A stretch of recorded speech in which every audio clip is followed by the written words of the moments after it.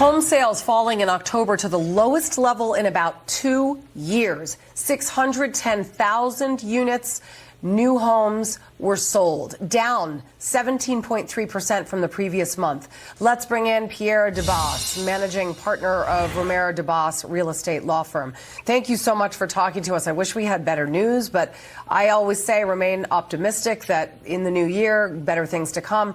Let's talk about the new home sales, which have slumped to, as I just mentioned, its lowest level in nearly 2 years to 17.3%. What do you attribute this slump to?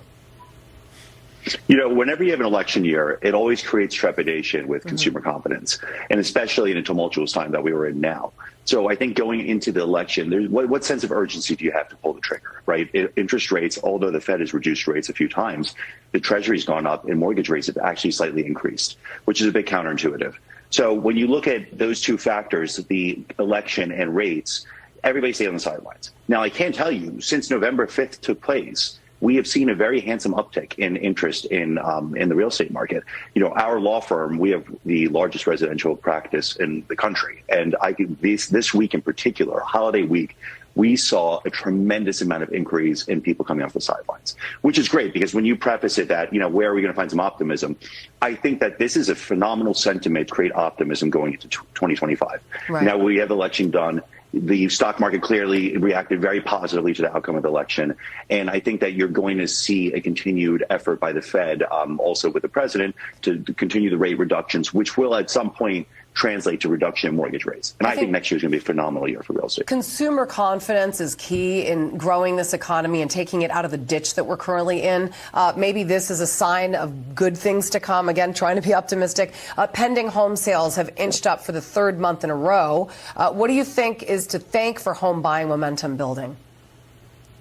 I think it's a light at the end of the tunnel. People see that we are trending in the right direction. You know, the economy is doing well. The rates are starting to come down by the Fed, and that they know that, OK, fine, if I commit to purchasing now, I will have an opportunity to refinance in the next, 6 to 18 months. Yeah. And the economics of this will make sense. And let me dip my foot in the market now before pandemonium ensues. And it's going to be, potentially 2021's chaos all over again. I want to talk about pandemonium when it comes to the interest rates and the mortgages, and especially the interest onlys. And I will be fully disclosed that I have been caught in this mess as well.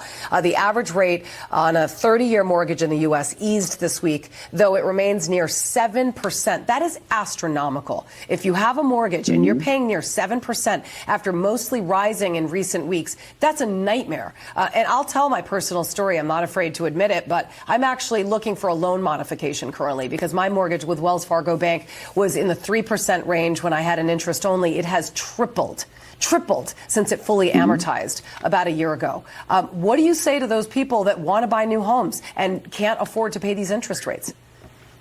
Well, that's why you saw a historic low in housing activity the last few years. We were at a 30-year low in terms of volume of transactions that took place in the country for that reason exactly, because who's going to let go of that 2.8% mortgage to trade up where home prices have gone up about 50% on average throughout the country and rates have tripled. That's exactly the issue. Up against a hard break, so I'm going to have to let you go. Pierre Debbas, thank you very much.